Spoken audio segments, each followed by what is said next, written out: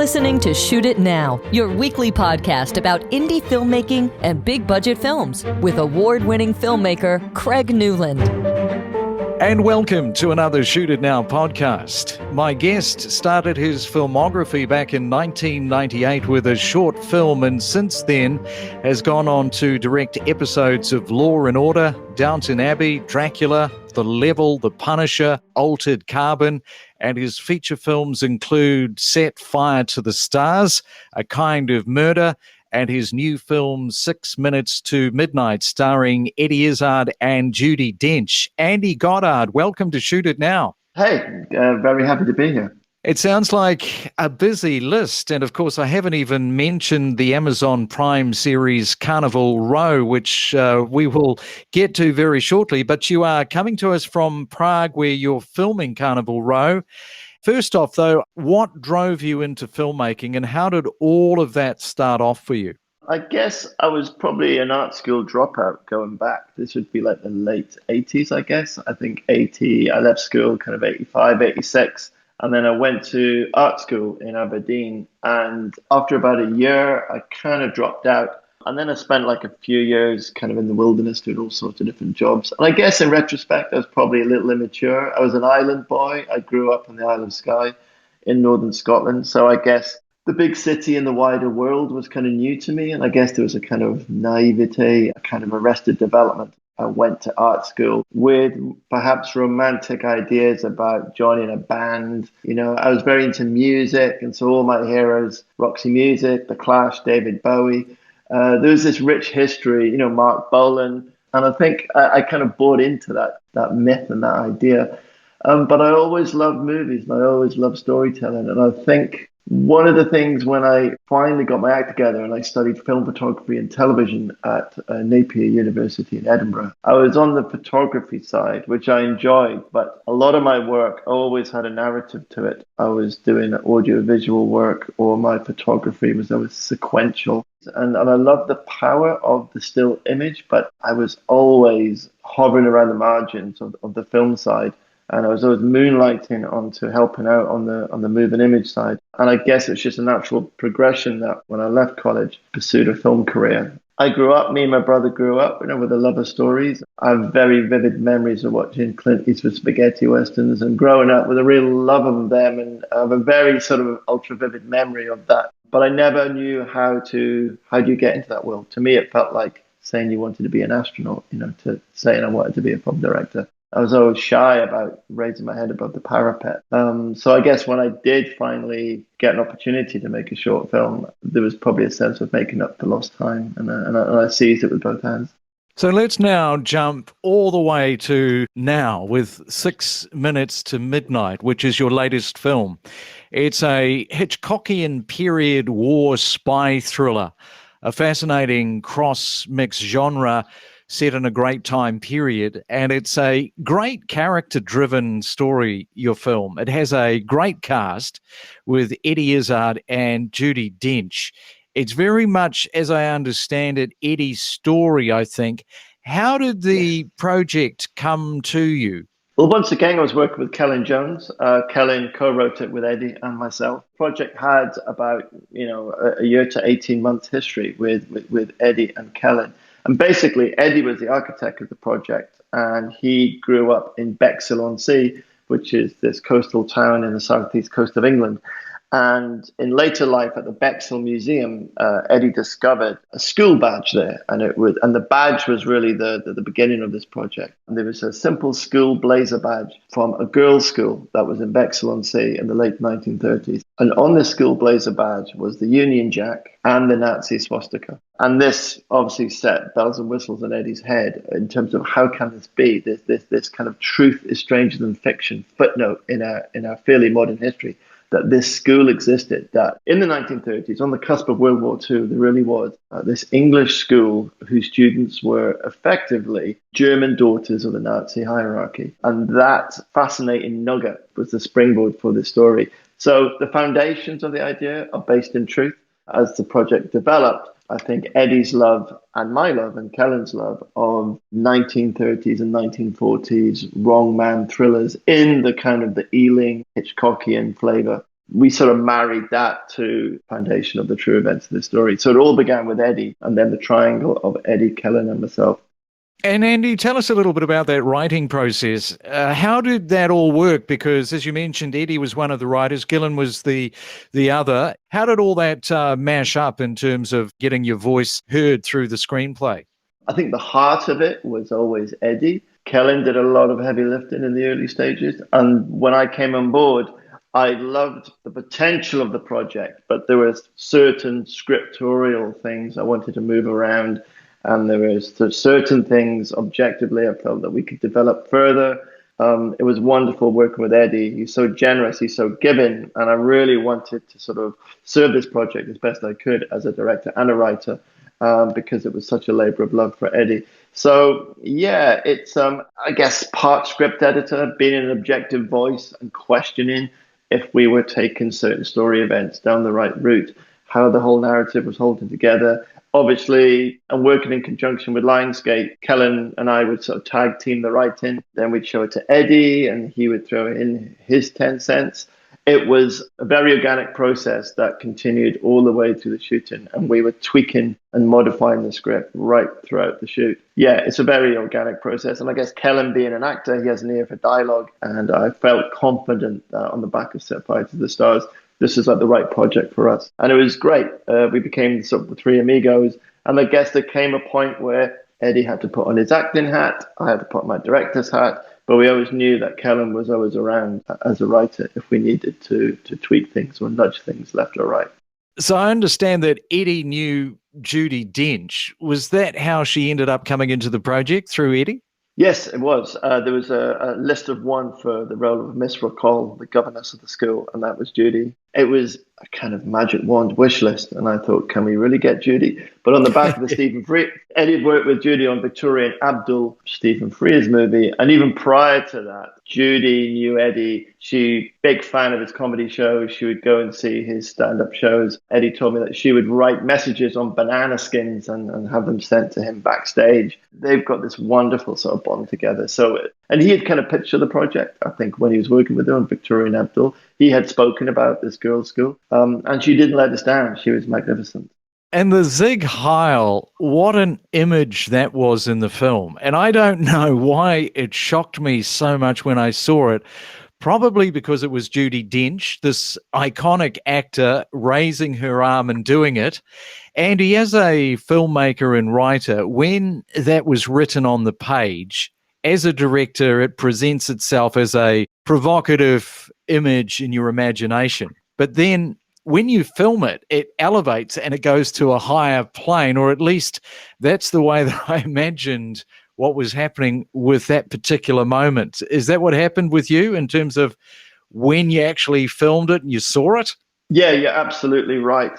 That was one of a few scenes which never really changed. When I came on board, that scene was always in the script. It's probably more than any other sequence in the film. I think it sums up what the movie is about. And you're right, there is a certain cachet and a certain potency to seeing Judy Dench in that sequence that you may not get with another actor playing that role. And that is because of, though she would hate me for saying it, she does have a national treasure status, which, she kind of very self-deprecatingly always shrugs off.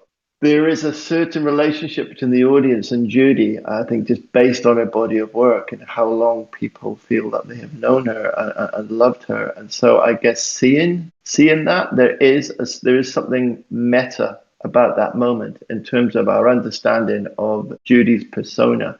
And seeing her in the context of a scene like that has a certain power. And we were aware of that, and we were aware of a certain kind of, there is that snapshot of her when she does do the Zig Heil, it's kind of like a poster image, and it is shocking. And I think the combo of Judy and these young girls, these brilliant German actresses, just gives that scene a certain charge. And it was a very difficult scene to do, and having to, as you often do with filmmaking, I knew that scene required coverage because of everybody involved. So having to do that scene again and again and again, it did become upsetting for several people on set. And, we had to take a break.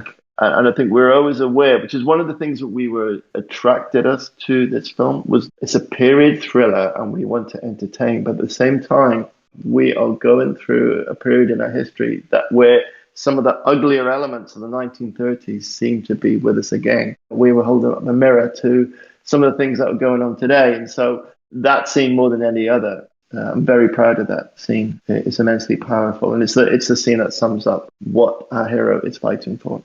And 6 Minutes to Midnight was shot back in 2018, so it had a long post, and then of course COVID came along, but you still Yes. got the film released, which was brave, I thought, for the distributor. How did all of that roll out, given the pandemic, was around? How did that go for the film?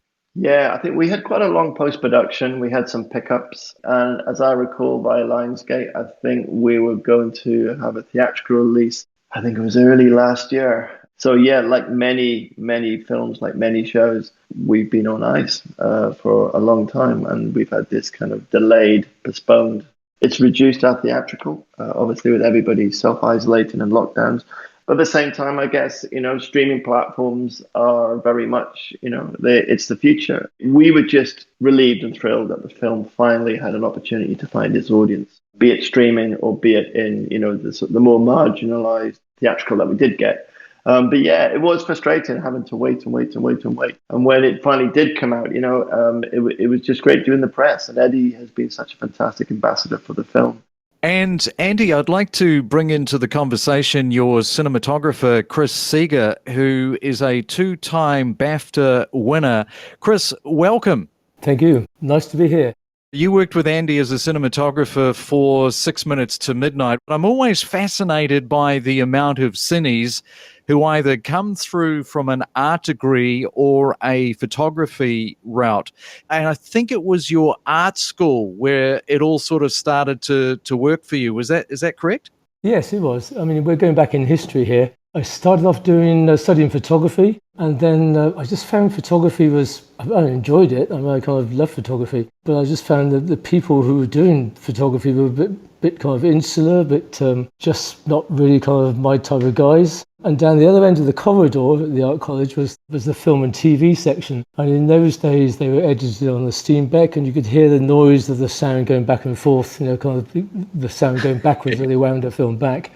And it fascinated me, that sound, and I kind of went down to have a look at these guys and joined in and realised they had kind of tutorials in the local pub, which seemed to suit me down to the ground. And so after a year, I opted out of photography and joined cinematography, and thank God I did. I mean, it's because it's teamwork, and that's me. I'm a team person. I'm not a loner. I like to be involved with talented people, and I've been lucky through my career to actually be in that situation, and I obviously took the right decision at the tender age of 20. And you come from a BBC background, so with that in mind, in terms of budgets back then, has some of the budgets today with the streamers surprised you at just how bigger the budgets have become? Like, for instance, a Carnival Row series, which seems to have all the big pieces filmmakers look for to make something really stand out, but it is quite a decent sort of a budget. Yes, we're never told what that budget is, but it's obviously decent. I mean, it's massive compared to early days in BBC TV. I mean, BBC used to and still do some great dramas, but their budgets are minuscule compared to what is happening on Amazon, Netflix, and Disney, and all these shows now. I suppose it's the advance of TV series has been the demise of filmmaking, feature films. Hollywood seems to want to just make kind of blockbusters rather than the drama type films, which they're never sure if they're going to make money from. And it's opened a gap in TV. Writers, producers, directors who used to do films are now working in TV. And there's an insatiable kind of demand for good, well-written TV series. And, people will watch TV series all the time. So it does need money at times to make it look spectacular.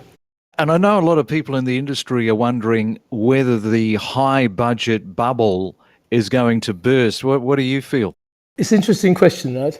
I think what is the fear which I have is that if you're writing 8-10 part series constantly and the demand is high from everybody, that is the quality of that writing going to diminish slightly? And if that happens, then what happens to the TV series? What happens to that audience? Equally, there is a slot. I mean, there is still a very good slot for making 90-minute, 100-minute, 120-minute film, which TV is not tending to do because they're doing the series of 8, 10, 12, 20 episodes. So I think it's not going to die. It's just going to evolve, I think. And guys, Carnival Row, this is a pretty cool concept with high production values that we're talking about right across the board. You are both on episodes as director and cinematographer. We can see the real money is being spent here to realize the visual aesthetics and the visual effects. Andy, back to you. This must be, if not the biggest, certainly one of your biggest projects that you've ever helmed as a director. What are some of the challenges that you face with so many cast and crew to navigate? I think it's to do with spinning a lot of plates in terms of an ensemble cast. And I think it's also to do with serving the showrunner and understanding what the showrunner wants and what the tonality of the show is. And what always drew me to Carnival Row was the idea of a fantasy genre show, but with this very strong and pronounced theme of civil rights, of a civil rights story running through the core of it. Yeah, it's a gigantic show with many moving parts. And on season 2, I'm also an executive producer. And the interesting thing is I'm getting to have a peek behind the curtain. But as with all projects, especially working with Chris, it's all about the prep and how wisely you use that prep period to enjoy the ride, really. So tell me, how much prep time are you doing before you turn over?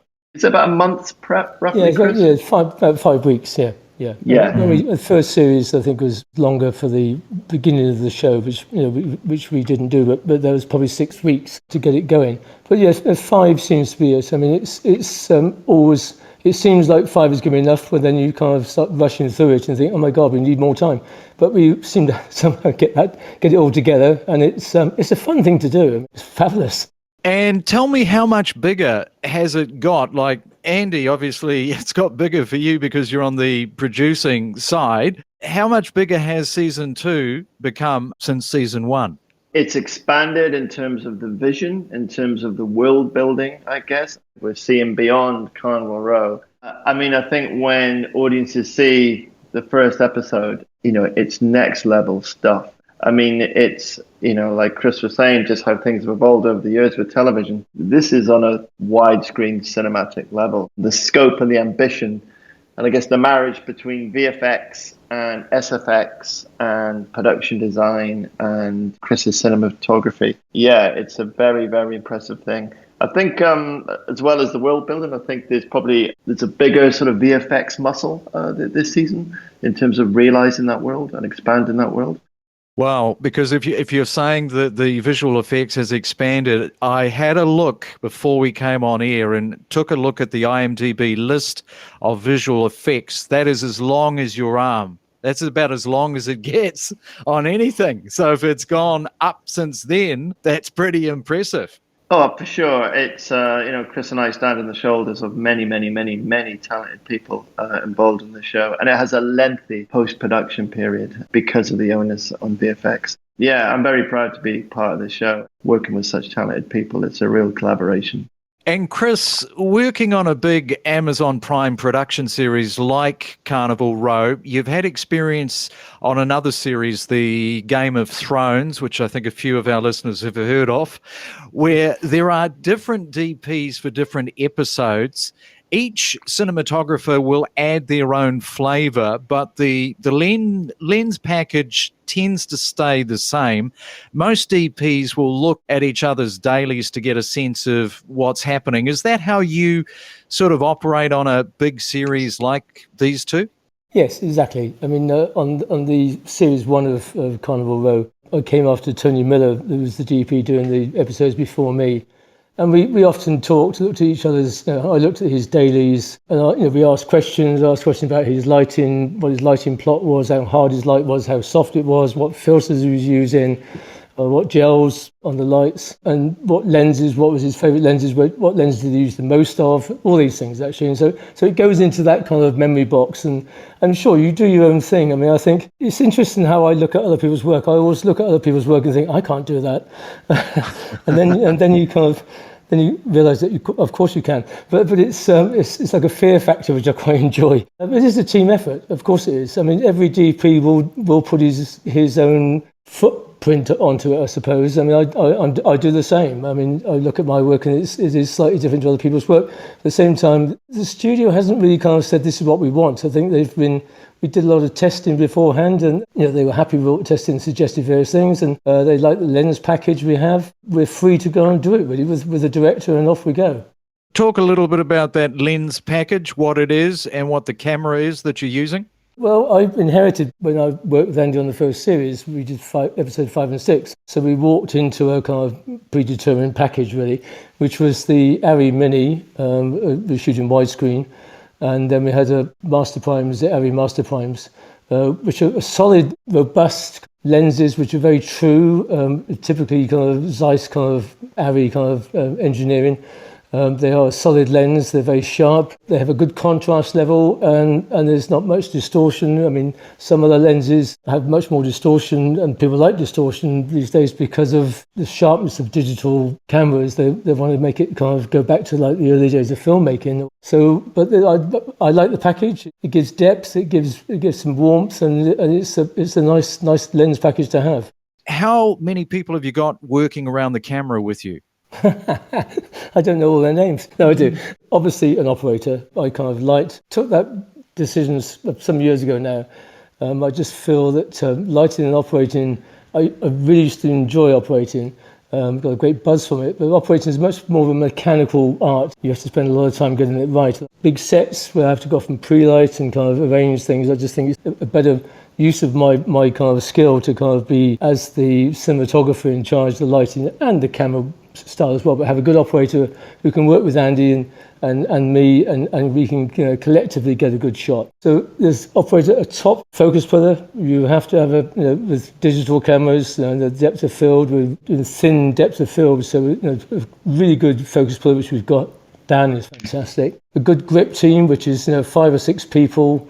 There's 4 or 5 people on camera because there's 2 cameras. We have a Steadicam operator. We use cranes, and we use all the gizmos when we need them. So, and then a big lighting setup with 10, 11 sparks, and the rigging crew. It just goes on basically. Finish one day, then it's pre-light the stage for the next day. So it's continuous kind of conveyor belt of action really. And talking of quality production design, Chris, you worked on The Alienist, which some of the production design on the row did remind me of The Alienist a little bit. And I presume that you worked with a production designer, Mara Lapierre-Sloop, did you? Yes, I did. We interviewed Mara on the podcast, and she is just unbelievable what she does. She's very talented, but the production designers are doing a fabulous job on the road. No question, you can see it. Yes, I mean, Yuri, who's the designer of this season and took over on part of the last season. I mean, he's Czech. He's just, all of his talent. Every day we're asking things and he comes up with just superb designs, and any problems we have with the design, he's very happy to kind of amend. You couldn't ask for a better designer, actually. It's just the highest accolade to him and his team, because they are just wonderful.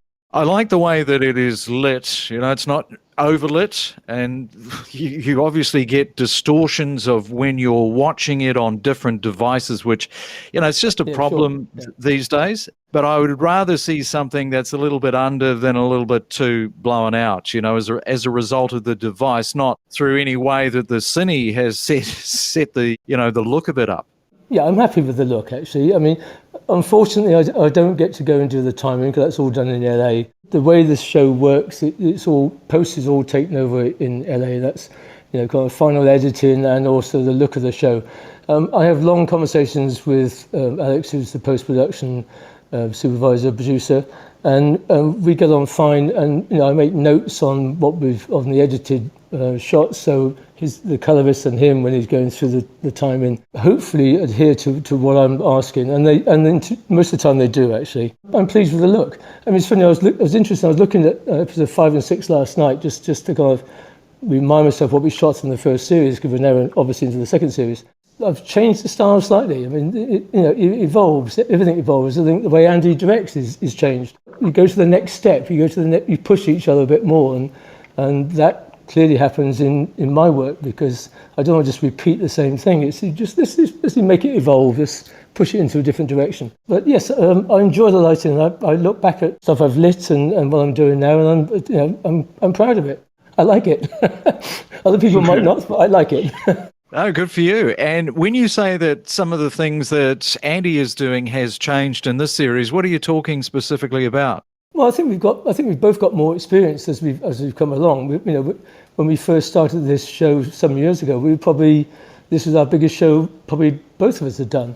And now we're in the midst of it, and we're branching out. We've got our roots in there now, so we can the tree can grow. It's interesting that we push each other. Andy will push me, and we have long conversations about enjoyable conversations about how we're going to shoot this, and can we shoot it a different way? Can we add this to it, or can we take that away? And I think that's where we've moved on to. And we know each other very well.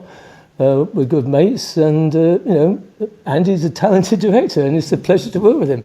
One of the common themes when I talk to a cinematographer and a director, when they get on so well and they've got the shorthand, I can't tell you how many times I have been told that it's like a couple of guys at film school just having a good time. I've had various people come up to me while Andy and myself have been working, and just it's an accolade to both of us, I suppose. We don't look for it. It's just people come up and say, "Just love the way you two work." I mean, you just feel a bit embarrassed to think we're not having a love affair, but it's very happily married to other people.